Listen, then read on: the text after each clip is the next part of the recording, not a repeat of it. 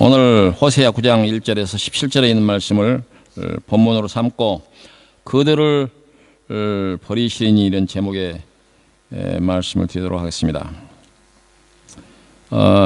8월 다음 달이 되겠는데 8월 10일 날 금요일 날, 그날은 평일입니다. 금요일 날 저녁에 8시부터 우리 교회에서 유럽 성시화 대회가 열립니다.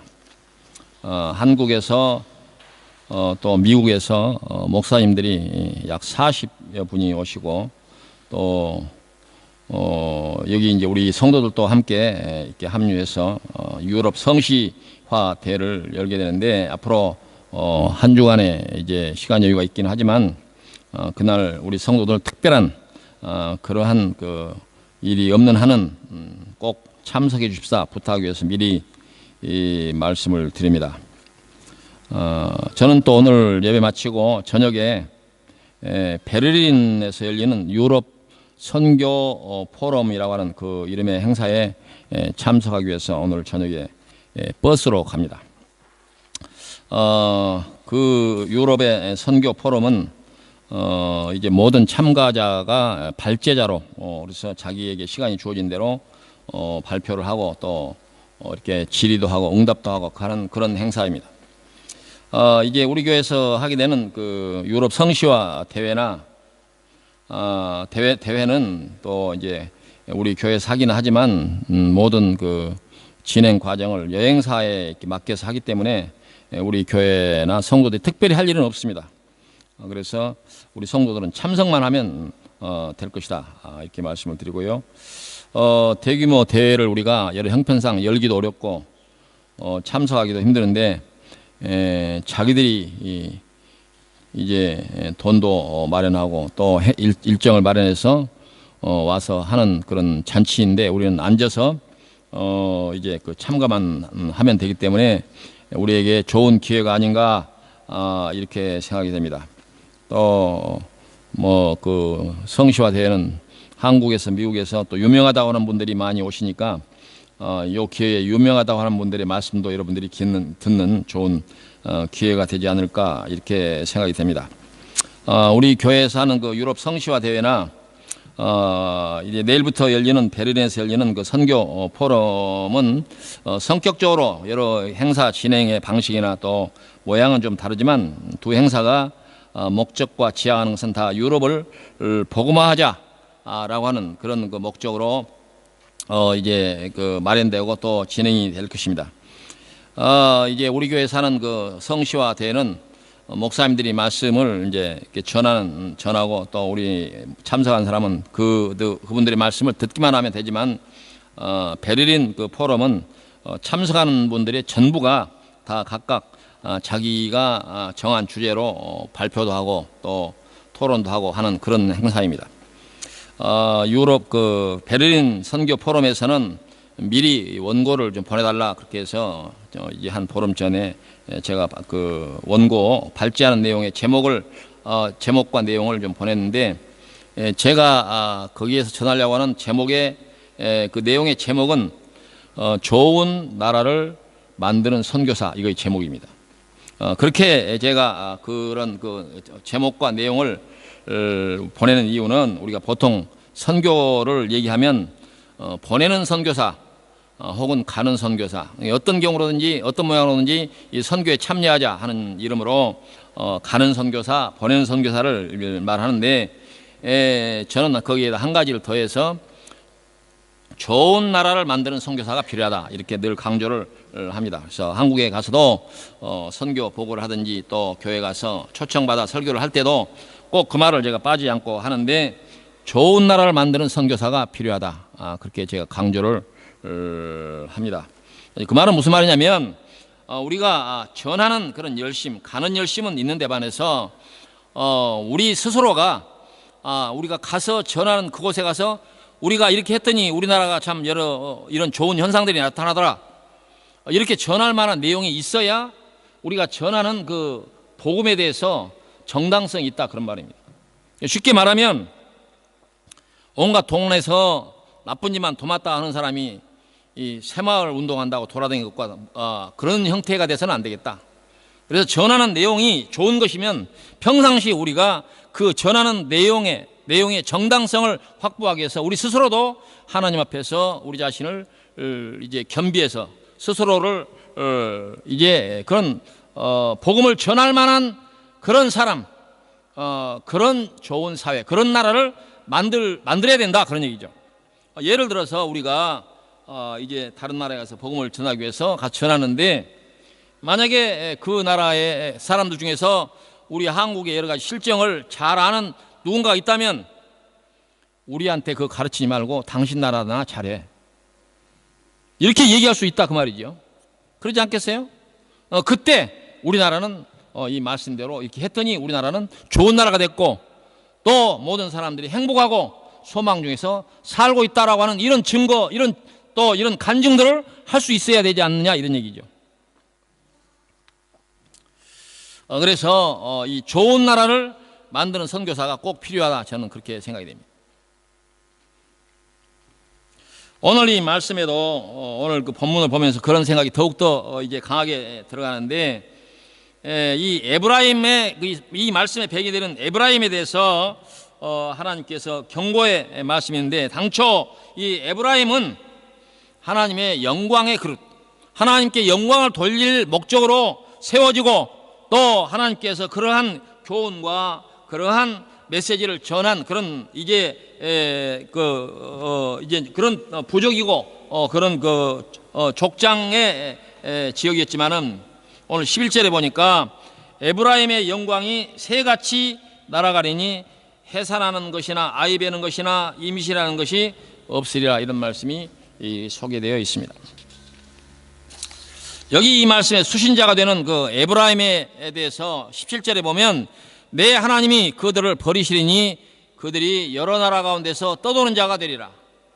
나중에 이 에브라임은 이스라엘의 그 이후에 이스라엘이 남쪽 유다와 북쪽 이스라엘로 나눠져서 두 나라가 되었을 당시에 북쪽 이 이스라엘에 포함되어서 후에 아수르라고 하는 나라에 멸망이 되어서 위로는 왕부터 모든 민족, 쓸만한 모든 사람들이 다 포로로 잡혀가는 그런 일이 있었는데, 오늘 말씀의 경고가 바로 그 말입니다.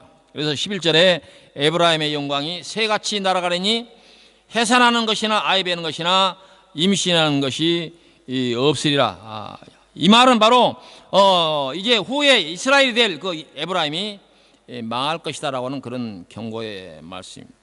그래서 10절에 보면, 옛적에 내가 이스라엘을 만나기를 광야에서 포도를 만남같이 하였으며, 너희 조상들을 보기를 무화과 나무에서 처음 맺힌 첫 열매를 봄같이 하였거늘 그들이 바알볼에게 가서 부끄러운 우상에게 몸을 들임으로 저희가 사랑하는 우상같이 가증하여졌도다, 이렇게 기록되어 있습니다.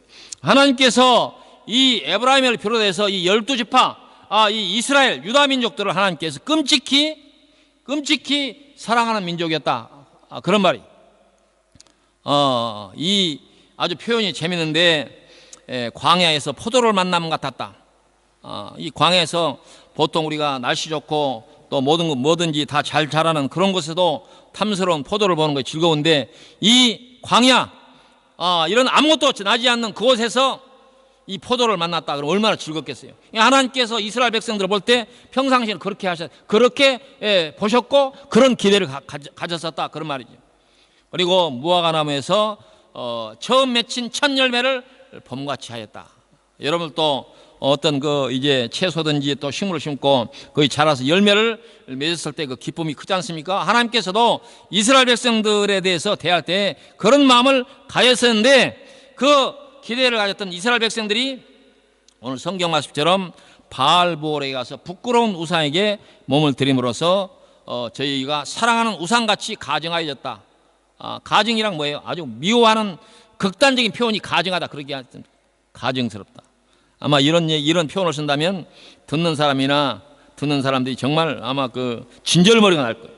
그런 표현을 하나님께서 쓰시고 있습니다. 여기서 바알볼이라는 말은 무슨 말이냐면, 성경에 자주 구약성에 등장하는 바알, 애굽과 아수르와 바벨론이 섬겼던 그 바알을 여기서는 바알부올이라 이렇게 하는데 같은 얘기입니다. 근데 이제 이 이스라엘 백성들이 바로 그 바알에게 몸을 드렸다 이렇게 지적을 하고 있습니다. 하나님께서 이스라엘 백성들을 모세를 보내서 광야 40년 동안 저희들을 인도할 때 지키시고 인도해서 가나안 땅까지 인도하셨지만 이스라엘 백성들이 그 땅을 차지하고 나라를 세운 이후에는 또 금방 잊어먹고 또 옛날 자기들이 떠나왔던 그 애굽과 그리고 이제 자기 이스라엘의 이웃 나라인 그 아수르나 바벨론의 그 신을 섬겼다. 그 신이 바로 바알입니다. 바알. 하나님께서 이제 성경에는 하나님은 사랑이시다. 그 하나님 존재, 신분, 그 속성이 사랑이다. 이렇게 말씀하시는데 그 사랑에 대해서 이스라엘 백성들이 배신했다. 그런 얘기가 되겠죠. 배신했다. 하나님은 그들을 끔찍하게 사랑하는 분이었는데 이스라엘 백성들은 그 끔찍한 사랑을 배신하고 우상을 섬겼다. 아가서 8장 6절 이하에 보면 하나님의 사랑을 이렇게 표현하는 말이 있는데 너는 나를 도장같이 마음에 품고 도장같이 팔에 두라. 사랑은 죽음같이 강하고 질투는 수월같이 잔인하며 불길같이 일어나니 그 기세가 여호와의 불과 같으리라. 그리고 성경에서는 또 다른 표현은 그 우리를 하나님의 사랑에서 끊을 수 있는 것은 이 세상에서 아무것도 없다 이렇게 표현하는 그런 내용도 있는 것을 볼 수가 있습니다. 그런 이 대상자가 됐던 에브라임을 오늘 말씀에는 그들을 버리시리니 그들이 여러 나라 가운데서 떠도는 자가 되리라. 이렇게 떠도는 자. 결국 이스라엘 백성들이 그렇게 됐지 않습니까? 그래서 그들의 그 우상을 숭배한 그 결과가 그들은 이웃나라 다른 나라의 포로로 끌려가지고 떠도는 그런 백성이 되었습니다. 우리가 그 사람들을 디아스포라다 이렇게 부르는데 아마 이 지구상에 현존했던 과거 어떤 이런 국가들 가운데서 이스라엘 백성들만큼 온 민족이 그렇게 떠도는 백성이 된 그런 민족이 아마 없을 것입니다. 그래서 그 3절에 보니까 그들은 여호와의 땅에 거주하지 못하며 에브라임은 애굽으로 다시 가고 아수르에서 더러운 것을 먹을 것이니라 이렇게 말합니다. 그래서 하나님은 이 우상 숭배하는 것을 더러운 것이다 이렇게 표현을 하는 것을 볼 수가 있습니다. 여기서 애굽으로 간다고 하는 말은 그들이 과거에 400여 년간 종살이 했던 그 애굽으로 간다는 그 말입니다. 하나님이 우리에게 그 백성을 사랑하는 백성들에게 이 진리 안에서 자유함을 주었지만 잘못된 우상을 섬기는 사람들은 과거에 자기들이 종살이했던 과거를 다시 찾아간다 그런 말이에요. 그리고 아수르로 간다는 말도 같은 말입니다. 바로 이 말은 아수르 또 애굽 바벨론의 종교와 철학을 이 이스라엘 백성들이 좋아하면서 쫓아갔다 그런 지적이 되는 것입니다. 9절에 보니까 그들은 기브아의 시대와 같이 심히 부패한지라 여호와께서 그 악을 기억하시고 그 죄를 벌하시니라. 그들이 이제 애굽으로 가고 아수르로 간 것은 단순히 우리가 눈에 보이는 어떤 이 상을 만들어 그걸 가서 밑에 절하는 것만을 얘기하는 것이 아니라 그들이 그 생활 속에서 어떠한 악을 저질렀느냐 성경은 아주 자세하게 소개하고 있는데 기브아 시대에 어떤 일이 있었느냐 아주 끔찍한 일이 있었습니다. 이 기브아라고 것은 유대 남쪽 그 도시에 그 옛날에 성소가 있던 그런 곳인데 이 시대에 이스라엘의 역사 가운데서 어쩌면 가장 그 시대적인 그 윤리적 도덕적 타락의 시대가 바로 이 기브아의 시대다 이렇게 얘기를 할 수가 있습니다. 어느 정도냐 아주 끔찍한 얘기가 이게 소개되고 있어요. 그 중에 어떤 일이 있었냐면 그 레위인 중에서 좀 표현하기가 어렵지만 첩을 가진 사람이 있었다. 첩. 레위인은 잘 아는 대로 하나님의 제사장을 해야 되는 그런 사람들인데 깨끗하게 정직하게 살아도 모자랄 그 이제 레위 족속 중에 한 사람이 첩을 가졌다 있어요. 그런데 또 적반 이제 설상가상 그 첩이 다른 남자와 눈이 맞아서 간음을 하고 도망을 쳤다. 이런 기록이 소개되어 있습니다. 그래서 이 레위인은 도망간 그 첩을 찾기 위해서 이제 백방으로 찾아다녔는데 가서 보니까 그 여인의 부모님 집에 가서 숨어 있더라. 그러니까 장인이 되겠죠. 어쨌든 가짜 장인이라도 장인의 집에 가서 그 여인을 데리고 돌아오게 되는데, 돌아오다가 그 기부하라고 하는 곳에서 한 노인의 집에 들려서 하룻밤을 쉬어가게 되는 일이 있었습니다. 근데 그날 밤 그 지역의 불량배들이 그 집에 몰려와서 그 레위인을 끌어내고, 그리고 함께 동행하는 그 첩에게 상상할 수 없는 짓을 요구를 했습니다. 그 표현 그대로 보면 이 불량배들이 이 레위인에게 요즘 말로 동성애를 요구했다. 동성애. 요새 그 많이 회자되는 아주 사회적 이슈가 그런 거 아닙니까? 이스라엘 역사 가운데 가장 그 도덕적으로 윤리적으로 타락했던 그 시대에 나타난 현상 가운데서 이런 일이 있었다, 그런 얘기죠. 여러분들 마음속에 떠오르는 게 없습니까? 이 시대를 어떻게 비유할까요? 그 기브아의 시대에 가장 윤리적으로 타락했던 그런 현상들이 지금 나타나고 있다. 어느 특정한 나라만을 두고 얘기한 거 아니다, 이게. 그런 일이 그때 있었고 지금도 상당한 기세로 나타나고 있는 것을 볼 수가 있습니다. 그때 이 불량배들의 요구에 이제 이 레위인은 그 자리를 모면하기 위해서 자기의 그 첩을 불량배들에게 내줍니다. 너희들이 마음대로 유린하라. 그렇게 해서 밤새도록 고통을 당한 이 레위인의 첩은 그 자리에서 처참하게 죽고 만 그런 사건이 있습니다. 이 성경에 아주 그 험한 그런 사건들이 많이 기록되어 있는데 그 중에 가장 그 험한 그런 사건 중에 하나가 아닌가 이렇게 생각이 돼요. 그런데 더 험한 것은 이 레위인이 죽은 자기의 그 첩의 시체를 12조각을 냅니다. 12조각을 내서 이 12조각을 이스라엘의 12지파에게 보냅니다. 그 땅도 이스라엘 지파 한 가운데 있는 그 기브아 땅인데 이런 일이 있습니다. 세상 천지에 이런 일이, 이 가나안 땅 유대 족속 가운데 이런 일이 있었습니다라고 온 세상에 그걸 알리기 위해서 이 레위인이 그걸 보냅니다. 그때 이스라엘 전 12지파가 충격을 받고 군대를 조직해 와서 이 기브아를 완전히 초토화시켜버립니다. 그 이스라엘 역사 가운데서 가장 윤리적으로 도덕적으로 타락한 시대의 하나의 그 현상이었습니다.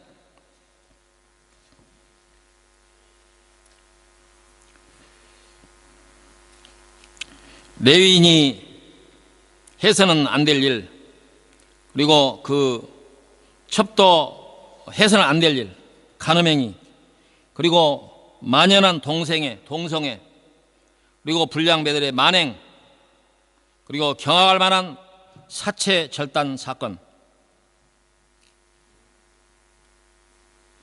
그것이 바로 우상을 섬기는 사람들의 사회에서 있었던 일이다, 그런 얘기예요. 그러니까 우상이라고 하는 단순히 우리는 우상 그러면 무슨 형상을 만들어 가서 절하는 것만 우상으로 생각하는데 그 우상을 섬기는 본질 가운데는 뭐냐? 이와 같은 용납할 수 없는 사회 윤리 도덕적인 타락이 뒤를 잇게 되는 것이다, 그런 얘기. 요즘 사회가 어떻습니까?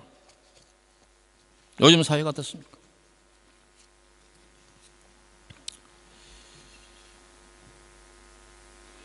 하나님을 떠난 우상을 섬긴 자들이 만들어낸 그 사회상은 결국 처참한 악행과 심각한 도덕적 문란, 부정부패, 그런 사회가 될 수밖에 없다. 오늘 우리는 그런 시대의 현상들을 너무 많이 자주 목격하고 있습니다. 로마서 1장 21절에 보면 하나님을 알되 하나님을 영화롭게도 아니하며 감사하지도 아니하고 오히려 그 생각이 허망하여지며 미련한 마음이 어두워졌나니 스스로 지혜 있다 하나 어리석게 되어 썩어지지 아니하는 하나님의 영광을 썩어질 사람과 새와 짐승과 기어다니는 동물 모양의 우상으로 바꾸었느니라. 그러므로 하나님께서 그들을 마음의 정욕대로 더러움에 내버려 두사 그들의 몸을 서로 욕되게 하게 하셨으니 이는 그들이 하나님의 진리를 거짓 것으로 바꾸어서 피조물을 조물주보다 더 경배하고 섬김이라. 이렇게 지적하고 있습니다. 이스라엘 백성들이, 에브라임 그 족속들이 아수르의 종교와 또 애굽의 종교와 철학을 동경하는 것은 바로 아수르 바벨론 사람들이 섬겼던 바알을 섬기는 것이고, 그리고 바알을 섬기는 것은 하나님이 없는 세속 문화를 불러오는 것이다. 그래서 3절에 기록된 말씀처럼 그들은 여호와의 땅에 거주하지 못하며 에브라임은 애굽으로 다시 가고 아수르에서 더러운 것을 먹을 것이니라, 이렇게 말씀하고 있습니다. 저는 이 에브라임에 대한 경고의 말씀을 보면서 그 말씀 가운데 소개된 해산하는 것이나 아이 베는 것이나 임산하는 것이 없으리라, 이런 말씀을 보면서 무서운 생각이 들었어요. 왜 그런 생각이 들었느냐? 우리나라는 지금 세계에서 출산율이 가장 낮은 나라가 됐습니다. 그래서 유엔이 우리나라에서 경고하기를 초저출산 국가 이렇게 지적을 하고 문제가 있다, 이렇게 유엔이 지적을 했습니다. 근데 신문 보도를 보니까 올해 2018년도에 우리나라의 출산율이 지금 이제 1.04, 05 그랬는데 1.0 이하로 한 자리 숫자로 떨어질 가능성이 있다라고 신문이 보도했습니다. 지금 요새 시골에 있는 초등학교는 물론이고 도에 있는 초등학교까지 문을 닫는 학교가 많고, 이제 초등학교에 머무르지 않고 중학교, 고등학교까지 문을 닫는 학교들이 많아지고 있습니다.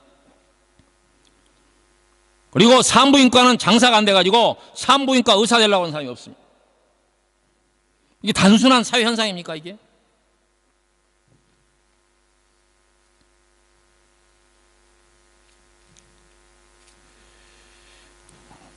이런 현상들을 보면서 사람들이 아이 낳기를 안 좋아한다, 이렇게 생각했는데 오늘 이 말씀을 보니까 하나님의 징계의 현상으로서 이와 같은 현상이 나타난 거 아닌가, 그런 생각 때문에 두려운 생각이 들었어요.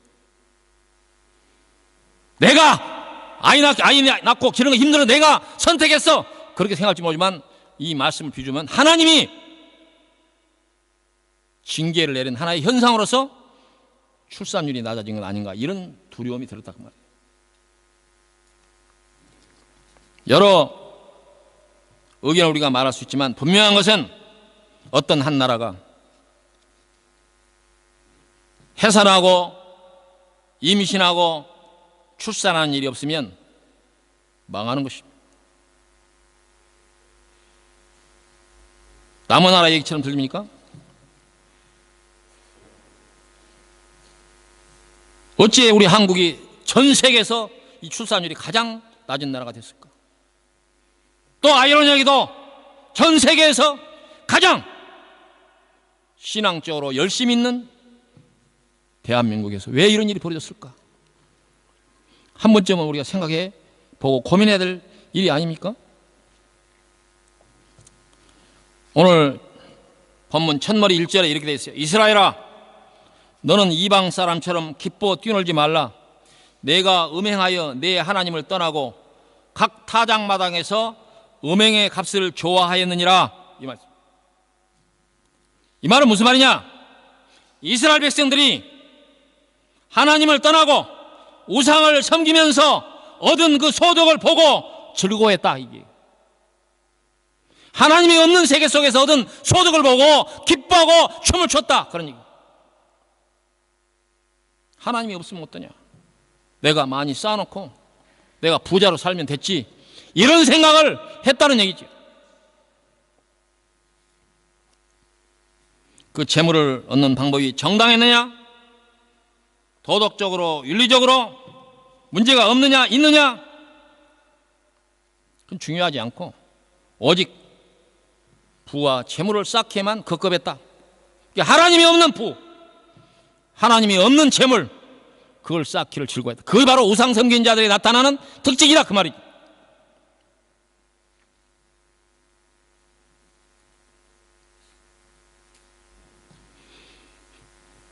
재물을 얻을 때 정당한 방법이 아닌 방법으로 얻는 것에 대한 고민도 없었고 그걸 좋아했다. 그러니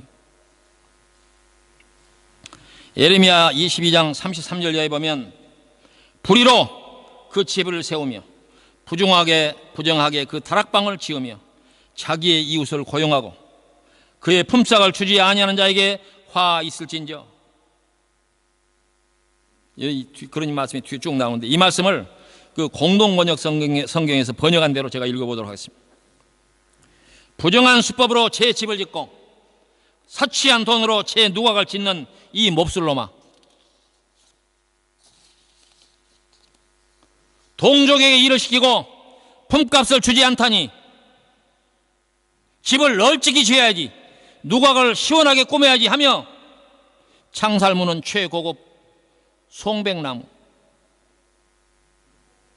이 레바논 백양목을 여기서 이렇게 그렇게 번역한 거예요. 송백나무로 내고 요란하게 단층까지 칠하였다만 누구에게 질세라 백양목 나무를 쓰면 그것으로 왕노릇다 하는 것 같으냐? 이렇게.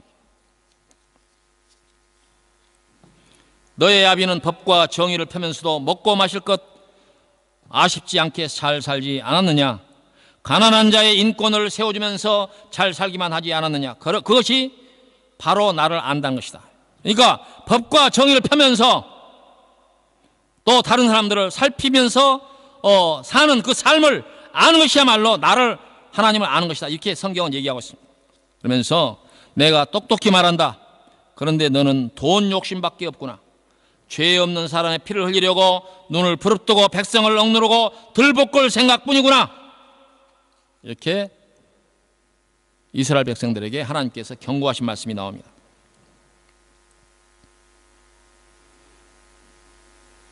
우리나라를 자본주의 사회라고 말합니다. 그 말을 한간에서는 무슨 복음주의처럼 생각하는 사람도 있는 것 같아요. 자본주의가 복음주의입니까? 그렇지 않습니다.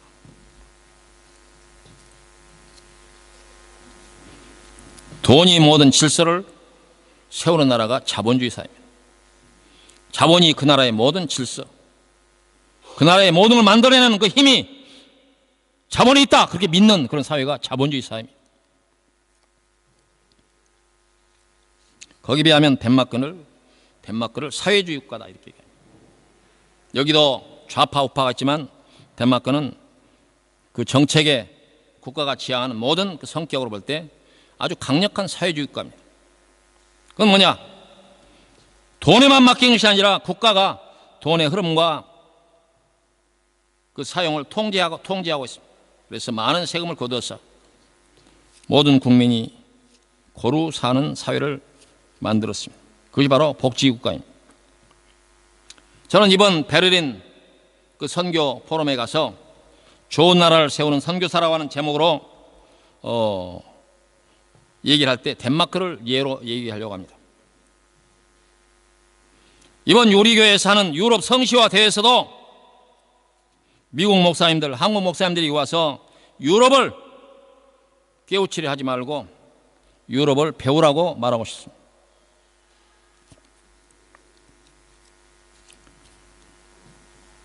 우리가 선교적 열심은 있지만 오늘날 우리 한국 사회가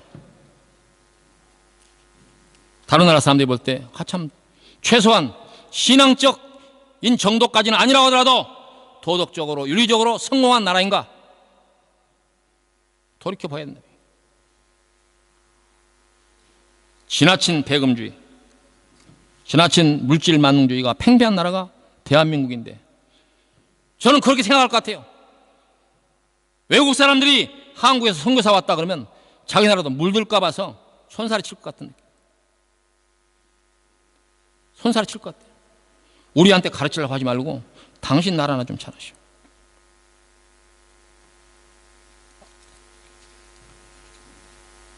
우리나라 여러 현상들을 지표로 말하는 가운데서 세계에서 자살을 가장 많이 하는 나라입니다. 이 자살은 누가 그렇게 얘기했어요?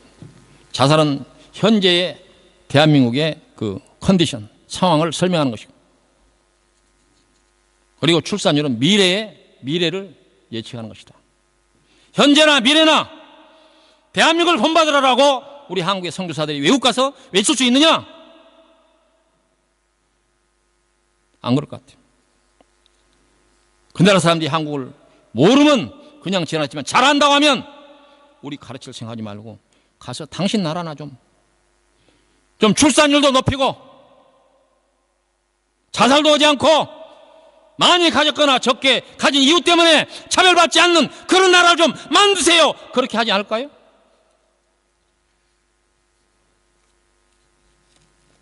그 말씀이 오늘 말씀의 핵심입니다. 하나님은 에브라임과 이스라엘과 유다 사람들에게 기대했던 나라는 바로 그런 나라입니다. 하나님을 찬양하고 가졌거나 못 가졌거나 힘이 있거나 없거나 많이 배웠거나 적게 배웠거나 모든 사람이 하나님이 주신 그 세계를 찬양하면서 이스라엘 백성 된 것을 기뻐하면서 그렇게 살기를 바랬습니다. 그러나 이스라엘 백성들은 이웃 나라 아수르, 애굽, 바벨론의 문화와 그 나라의 철학과 그 나라의 종교를 흠모하고 추구하는 나머지 하나님께서 오늘 이러한 징계, 이런 경고의 말씀을 듣기까지 너희를 흩어버리겠다. 너희가 유랑하는 자들이 되게 하겠다. 그렇게 말씀하고 있습니다. 하나님의 그 경고의 말씀은 1.1핵도 틀리지 않고 그대로 이스라엘 백성들에게 그대로 나타났습니다. 그래서 몇 번 제가 얘기했지만 이스라엘의 12지파 가운데서 이 에브라임을 포함한 10지파는 역사 속에서 사라져버렸습니다. 혼혈 민족이 돼가지고 사라져버렸습니다. 지금 이스라엘 백성이 남아있는 그 이스라엘 백성들은 남쪽 유다 2지파의 후손입니다. 그래서 이스라엘 사람들을 유대인이다 그렇게 부르는 거예요. 유대인. 얼마나 하나님 말씀이 무섭습니까? 남은 나라 먼 옛날 옛적 얘기 같습니까? 오늘 이 말씀을 보면서 우리는 현실, 우리가 처해 있는 현실을 바로 보아야 됩니다. 아이를 낳기를 즐거워하지 않고 걸핏하면 자살해야 되는 이 사회, 무슨 소망이 있어서 우리나라를 본받으라고 다른 나라에 가서 전할 수 있을까요?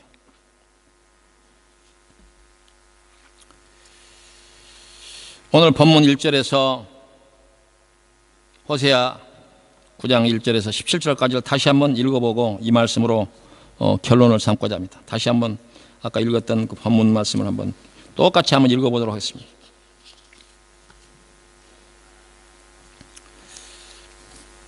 호세아 1260 9장 1절부터 17절까지 똑같이 함께 읽어보도록 하겠습니다. 시작. 이스라엘아, 너는 이방 사람처럼 기뻐 뛰놀지 말라. 내가 음행하여 내 하나님을 떠나고 각 타작마당에서 음행의 값을 좋아하였느니라. 타작마당이나 술틀이 그들을 기르지 못할 것이며 새 포도주도 떨어질 것이요 그들은 여호와의 땅에서 거주하지 못하며 에브라임은 애굽으로 다시 가고 아수르에서 더러운 것을 먹을 것이니라. 그들은 여호와께 포도주를 부어드리지 못하여 여호와께서 기뻐하신 바도 되지 못할 것이라.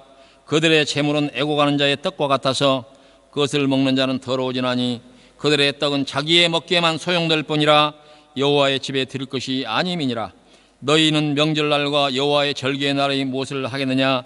보라, 그들이 멸망을 피하여 갈지라도 애굽은 그들을 모으고 노은 그들을 장사하리니 그들의 은은 귀한 것이나 찔레가 덮을 것이요 그들의 장막 안에는 가시덩굴이 펴지리라. 형벌의 날이 이렇고 보응의 날이 온 것을 이스라엘이 알지라. 선지자가 어리석었고 신에 감동하는 자가 미쳤나니 이는 내 죄악이 많고 내 원한이 큼이니라. 에브라임은 나의 하나님과 함께 한 파수꾼이며 선지자는 그 모든 길에 친 새 잡는 자의 그물 같고 그의 하나님 전에는 원한이 있도다. 그들은 기브아의 시대와 같이 심히 부패한지라.